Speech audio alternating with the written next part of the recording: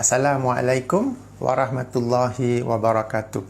Alhamdulillah kita bertemu sekali lagi dalam siri video kuliah terhadap buku saya 90 pelajaran tentang bid'ah. 90 pelajaran tentang bid'ah. Okey, ya, dari dalam video ini kita masuk dalam pelajaran yang pertama. Pelajaran yang pertama, hadis larangan bid'ah selengkapnya.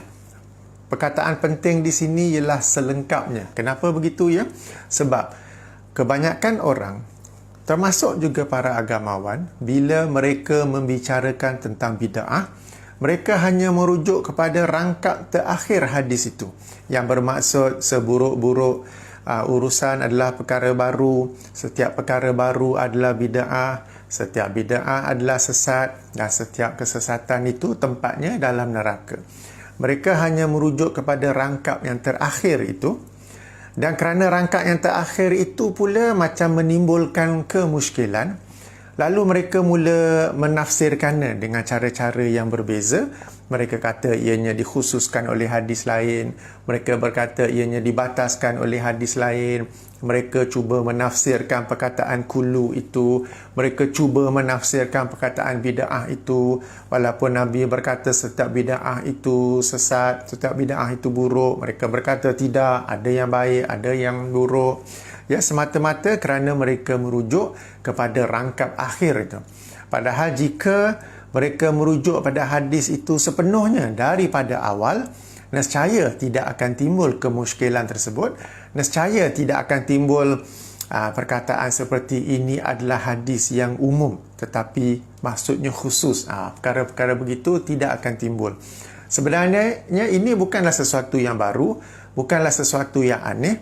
Sebab mana-mana ayat Quran, mana-mana hadis Rasulullah sallallahu alaihi wasallam, untuk kita memahaminya dengan baik, untuk kita memahaminya dengan betul, hendaklah kita merujuk kepada keseluruhan ayat. Hendaklah kita merujuk pada keseluruhan hadis. Demikianlah juga hadis larangan bid'ah ini, hendaklah kita merujuk kepada keseluruhannya. Sebab itulah dalam bab pertama ni saya kemukakan hadis larangan bid'ah. Tapi selepas itu ada perkataan selengkapnya, supaya kita dapat mengkaji hadis ini selengkapnya. Jadi bagi para penonton yang telah pun muat turun buku tu, baca secara PDF, selengkapnya tu highlight sebab yang ini penting. Yang ada hard copy sila gariskan, sila letak asterisk di situ sebab selengkapnya itulah yang penting. Ya. Okey, hadis tu kalau selengkapnya agak panjang untuk saya nak kupas semuanya dalam sesi ini. Jadi saya akan fokus kepada rangkap yang pertama saja sebab di situ saja ada banyak pelajaran yang penting ya. Hadis tersebut riwayat Imam Nasa'i, memang sahih ya, daripada Jabir bin Abdullah radhiyallahu anhu, qala kana Rasulullah sallallahu alaihi wasallam yaqulu fi khutbatihi. Okay, saya nak kupas yang kat situ je. Kana Rasulullah sallallahu alaihi wasallam yaqulu fi khutbatihi. Okay, kalau lihat dalam buku saya tu, perkataan kana tu saya terjemahkan sebagai kebiasaannya. Sudah tentu ini menimbulkan persoalan. Sebab perkataan kana itu lazimnya bermaksud, sepatutnya bermaksud pernah. Okay, pernah Nabi SAW berkhutbah. Kenapa pula saya terjemahkannya sebagai kebiasaannya Nabi SAW berkhutbah?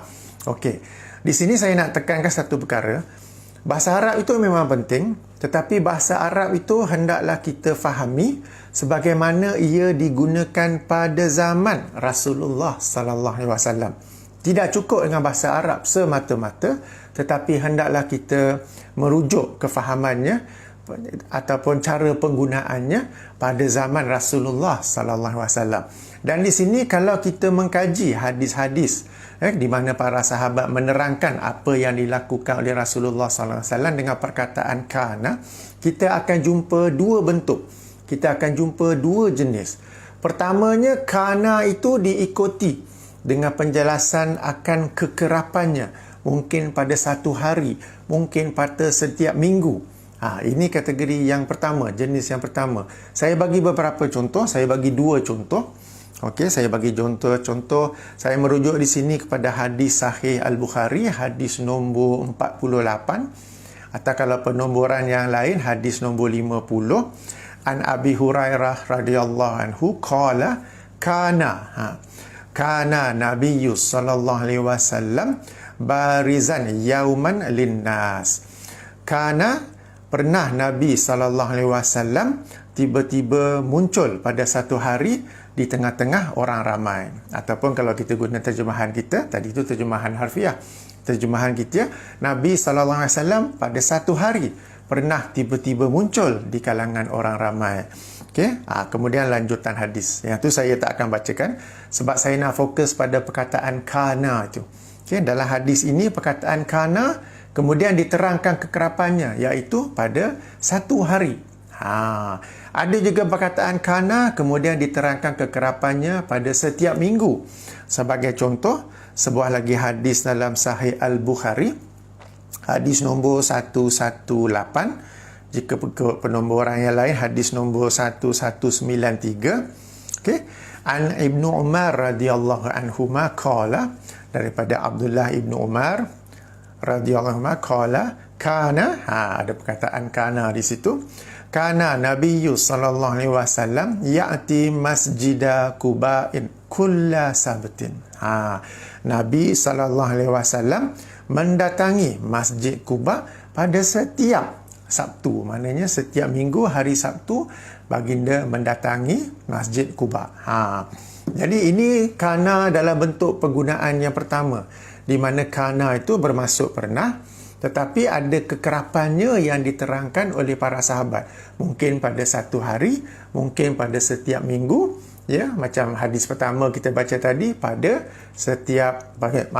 satu hari.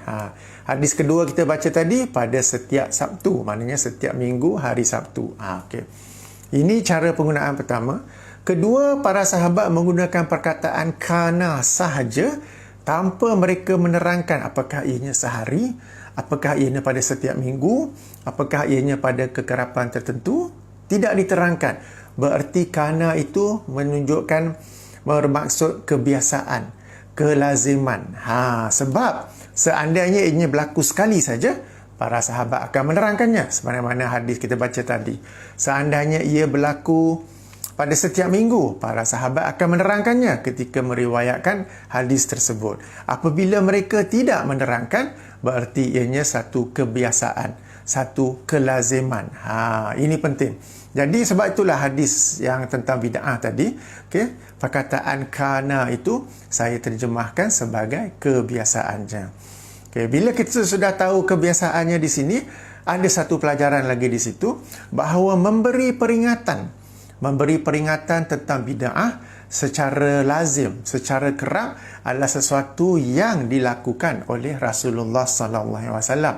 Maka hendaklah kita, umat Islam yang merupakan ahli sunnah, yang berpegang kepada sunnah Rasulullah sallallahu alaihi wasallam, hendaklah kita juga lazim ataupun kerap memberi peringatan kepada umat Islam tentang bid'ah ini. Ya, sebab kadang-kadang kita dengar bila kita memberi peringatan, kita membacakan hadis tentang bid'ah ini, ada pula suara-suara yang berkata, tak ada benda lain ke, asyik bid'ah saja. Ni geng ni tak ada kerja lain, asyik zikir bid'ah saja. Bukan begitu, ya. Sebab memperingatkan umat Islam tentang bid'ah termasuklah dalam amar ma'ruf nahi mungkar, termasuklah dalam sunnah Rasulullah sallallahu alaihi wasallam. Itu perkara pertama yang saya nak terangkan tentang kana. Kemudian kita telah baca dalam hadis riwayat Imam Nasa'i tadi bahawa hadis larangan bid'ah ini Nabi SAW menerangkannya, menyebutnya, menyampaikannya dalam khutbah. Secara lebih tepat, mukadimah, pembukaan khutbah tu, ya. Innal hamdulillah nahmaduhu sampailah kepada hadis bid'ah itu. Di sini ada pelajaran yang sangat penting yang saya dapati ramai orang abaikannya, ramai orang tidak memerhatikannya. Kenapa, ya? Kenapa? Kita kena tahu, apabila khutbah, baik khutbah Jumaat, khutbah hari raya ke apa ke, yang hadir dalam khutbah tersebut pelbagai lapisan umat Islam. Di kalangan mereka ada umat Islam yang senior seperti Abu Bakar, Umar, Uthman radhiyallahu anhum. Di kalangan mereka ada orang-orang muda yang bijak cergas seperti Ali bin Abi Talib, seperti Abdullah bin Abbas, Abdullah bin Umar, Abdullah bin Mas'ud, Zaid bin Sabit dan lain-lainnya. Di kalangan mereka ada orang awam. Di kalangan mereka ada orang yang baru masuk Islam. Di kalangan mereka ada yang datang dari jauh semata-mata hendak melihat Rasulullah berkhutbah di atas mimbar. Ya, yang mereka datang, yang kemudiannya mereka balik. Ya, semata-mata untuk mendengar khutbah tersebut. Jadi bila kita tahu khutbah ini adalah untuk pelbagai lapisan masyarakat, pelbagai lapisan umat Islam, yang sudah tentunya sahaja kadar ilmu mereka itu berbeza-beza, maka sudah tentu Rasulullah sallallahu alaihi wasallam akan menyampaikan khutbah tersebut dalam bahasa yang mudah lagi difahami ramai, dalam bahasa yang tidak perlu diputar belit dengan pelbagai-bagai penjelasan. Kulu ni macam ini, bid'ah ni macam ini, apa semua tu. Sebab Rasulullah sallallahu alaihi wasallam hanya menyebut bid'ah. Baginda tak kata nanti lepas khutbah ni ada pula ya kuliah selepas ini untuk saya jelaskan pula apa maksud bid'ah tadi. Ya, Rasulullah tidak berkata umpama nanti kuliah maghrib datang balik ya saya nak jelaskan pula apa maksud khutbah yang apa maksud bid'ah saya larang itu. Berarti hadis larangan bid'ah itu adalah hadis yang difahami secara terus. Bukanlah sesuatu yang dikupas, yang diselok, yang digali dengan mendalam sehingga menyusahkan. Sebab hadis itu adalah sesuatu yang untuk difahami oleh masyarakat awam, oleh masyarakat yang baru masuk Islam, oleh masyarakat Arab Badui dan sebagainya. Sebab ianya disampaikan dalam khutbah. Bukan dalam satu majlis ilmu yang para hadirinnya adalah orang-orang pada tahap PhD, pada tahap master. Perkara ini sangat penting sebab bahasa yang sangat mudah itu yang boleh difahami oleh semua telah disukarkan, telah dipusing-pusing-pusing dengan pelbagai-bagai maksud yang lain. Kononnya itulah yang dimasukkan oleh Rasulullah. Kononnya inilah ya dan macam-macam lagi penafsiran. Ianya adalah satu hadis yang sangat mudah yang boleh difahami oleh semua apabila kita baca secara selengkapnya. Ya, sangat penting. Sebab hadis bid'ah ini, hadis larangan bid'ah ini saya tekankan sekali lagi disampaikan oleh Rasulullah sallallahu alaihi wasallam dalam pembukaan khutbah-khutbah baginda. Dan khutbah-khutbah baginda ini dihadiri oleh pelbagai lapisan masyarakat. Ya, dan bila khutbah ni dihadiri oleh pelbagai lapisan masyarakat, Rasulullah akan pastikan baginda menyampaikannya dalam bahasa yang mudah, yang tidak ada dui maksud, yang tidak ada kekeliruan di sebaliknya, tidak perlu penafsiran yang pelik-pelik terhadapnya. Yang ini sangat penting. Yang ini yang pertama. Yang keduanya, apabila ianya disampaikan oleh dalam khutbah, dan orang yang hadir kemudian tu akan balik-balik ke tempat masing-masing. Mungkin sebahagiannya masih di Madinah, sebahagian lagi balik ke tempat mereka di luar Madinah. Maka hadis itu ialah hadis yang kita kata mencakupi seluruhnya. Ianya bukanlah hadis yang akan dikhususkan oleh hadis lain yang duduknya di luar khutbah tersebut. Ianya bukanlah satu penakatan hadis yang kemudiannya akan dibataskan oleh hadis lain yang duduk di luar khutbah tersebut. Ya, sebab saya bagi contoh, seandainya khatib memberi satu khutbah tentang sembahyang sunat, dia kena terangkan sampai habis bahawa ada sembahyang sunat itu yang dibolehkan, ada waktu-waktu yang dilarang. Dia tak boleh terangkan tentang sembahyang sunat semuanya dalam khutbah, tapi dia tak terangkan waktu larangan tu dia nak terangkan dalam sesi yang lain. Tak boleh, sebab dalam sesi yang lain bukan semua orang akan hadir.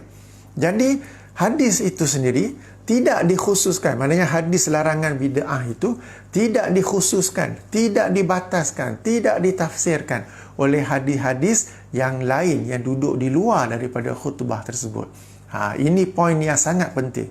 Sebabnya ada yang membaca hadis ni, yang pertama mereka cuba menafsirkan hadis tu. Mereka mencuba tafsirkan perkataan bid'ah. Mereka cuba tafsirkan perkataan kulu, bahawa ianya bukanlah setiap, bukanlah semua, tetapi boleh juga bermaksud sebahagian. Kemudian ada yang juga, okey tak apa kita pegang hadis ni, tetapi hadis ini dikhususkan oleh hadis yang lain. Hadis ini dibataskan oleh hadis yang lain. Dan sekian-sekian, ya. Padahal hadis ini adalah sesuatu yang kita kata disampaikan oleh Rasulullah sallallahu alaihi wasallam dalam khutbah baginda, di mana semua yang hadir itu Rasulullah akan pastikan faham betul, sebab bukannya semua di situ duduk di Madinah, padahal di kalangan mereka ada yang akan balik ke tempat mereka masing-masing di luar Madinah. Jadi ini perkara yang penting tentang khutbah tu, ya. Jadi kalau kita sudah faham tentang ini, baru rangkap pertama saja ya, tentang kana, bahawa ianya satu kebiasaan. Jadi kita tahu bahawa menyampaikan peringatan tentang larangan bid'ah ni patut diteruskan secara kebiasaannya juga, sebagaimana sunnah Nabi sallallahu alaihi wasallam. Bukanlah ianya sekali-sekala perlu disorok-sorok, perlu disembunyi-sembunyi. Yang kedua, ianya disampaikan dalam khutbah, ya, di mana dalam khutbah itu mereka yang hadir adalah pelbagai lapisan masyarakat, pelbagai lapisan umat Islam, di mana di kalangan mereka ada yang faham, di kalangan mereka ada yang bijak, di kalangan mereka ada yang orang awam, di kalangan mereka ada yang baru masuk Islam, di kalangan mereka ada yang datang dari jauh, ya. Jadi apa yang Nabi nak sampai ketika khutbah tu kena disampaikan pada saat itu juga. Tak boleh saya sampaikan ni, nanti besok ada majlis ilmu lain pula di mana saya akan mengkhususkannya, di mana saya akan membataskannya. Tidak boleh begitu. Okey. Jadi sudah pun 17 minit. Sebagaimana yang saya rancang pada awal, sesi ini saya akan buat secara pendek-pendek. Tidak mahu panjang-panjang sebab takut video ataupun sesi kuliah ini menjadi ubat tidur pula, ya. InsyaAllah kita akan sambung lagi hadis larangan bid'ah ini selengkapnya. Untuk kali ini saya nak fokus pada dua saja, tentang kana dan tentang khutbah, di mana hadis tentang larangan bid'ah ini ialah sebenarnya mukadimah kepada khutbah-khutbah Rasulullah sallallahu alaihi wasallam. Demikian, sehingga sini sahaja dahulu. Insya-Allah akan bersambung lagi pada sesi yang lain. Jadi saya tutup dengan tasbih kifarah. Subhanakallahumma wa bihamdika, syada an la ilaha illa anta, astaghfiruka wa atubu ilaihi.